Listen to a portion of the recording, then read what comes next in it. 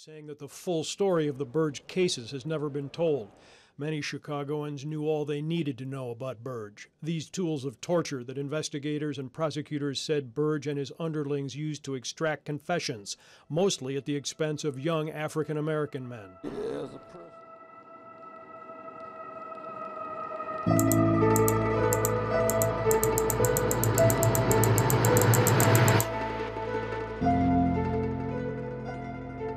Vietnam vet turned Chicago detective Jon Burge tortured over 110 African Americans with the help of other detectives under his watch from 1972 to 1991 at Chicago Police Headquarters, as described by Joey Mogul. And this is from the Chicago Torture Justice Memorials. The torture involved the use of electric shock, burning, suffocation, and much more to elicit false confessions. And it's reported that the state's attorney office was often aware of the allegations of torture, but these individuals were still sent to prison based off their coerced confessions. And in the case of Andrew Wilson from 1982, who was repeatedly tortured, Cook County Attorney Richard Daley was made aware of Burge's torturous doings, but did not investigate. A medical examiner had also requested an investigation, and a plethora of organizations protested in the 80s in front of many government buildings, requesting now Mayor Daley and CPD to investigate and fire Jon Burge. Michael Goldston collected this evidence of torture and organized it into a document which became known as the Goldston Report. Michael Tillman, who was tortured for 4 days in 1986 by Jon Burge, was threatened with a gun. They used plastic bags on him, poured 7-Up down his nose, burned him with a lighter, and used a telephone book to beat him. He ultimately confessed to murder charges and rape, but a few weeks later CPD caught the real perpetrator. Tillman's false confession was still given to prosecutors, and Tillman was convicted, resulting in him spending more than 20 years in prison. In January of 1991, Mayor Daley responded with no comment whatsoever in regards to a report that Amnesty International issued inquiring about the Chicago police torture allegations. In November of 1992, the Office of Professional Standards cited 50 cases of torture under Jon Burge. Jon Burge was fired in February of 93. In 1998, the Death Row 10 and many family members joined with a campaign to end the death penalty, Illinois Coalition to abolish the death penalty, and different attorneys to mount a commutation campaign. In 2003, Governor George Ryan commuted all death sentences and pardoned 4 of the individuals tortured who also falsely confessed. Those 4 were Aaron Patterson, Leroy Orange, Madison Haley, and Stanley Howard. The following year, BPAPT organized a coalition of lawyers, activists, and organizations to take the cases to the international human rights arena. A group called We Charge Genocide flew to Geneva to present to the United Nations Committee Against Torture, and that's from the Marshall Project. In 2006, the United Nations Committee Against Torture found that the US government violated the Torture Convention, failing to comply with Article 2 of the Convention Against Torture, and ordered them to bring justice. From the Marshall Project, in 2010, Jon Burge was found guilty in federal court for perjury and obstruction of justice for lying under oath in a civil case where he denied they committed acts of torture. He was sentenced to 4.5 years in prison, but we're not done yet. After Chicago Torture Justice Memorials held the speculative memorial at the School of the Art Institute of Chicago, it and Joey Mogul ignited a movement for reparations. 2013, Chicago City Council issued a settlement of $12.3 million to Ronald Kitchen and Marvin Reeves, who both spent over 20 years in prison and were given certificates of innocence. On May 6, 2015, a deal was sent to the Chicago City Council, and from $5.5 million, $100,000 would be given to each of the 57 documented survivors. All survivors and families would have free tuition to Chicago Junior College and a counseling center. Chicago Public Schools would go on to incorporate a history of police abuse into some of their curriculums, and a memorial was to be erected in the city. Meanwhile, Jon Burge was spending his retirement in Apollo Beach, Florida. It was calculated that these wrongdoings cost the city $29 million in lawyers' wages, $83 million in individual settlements, judgments, and reparations, and $863,000 in pension for Burge, which he was able to keep. A total of $131 million was spent on defending Jon Burge.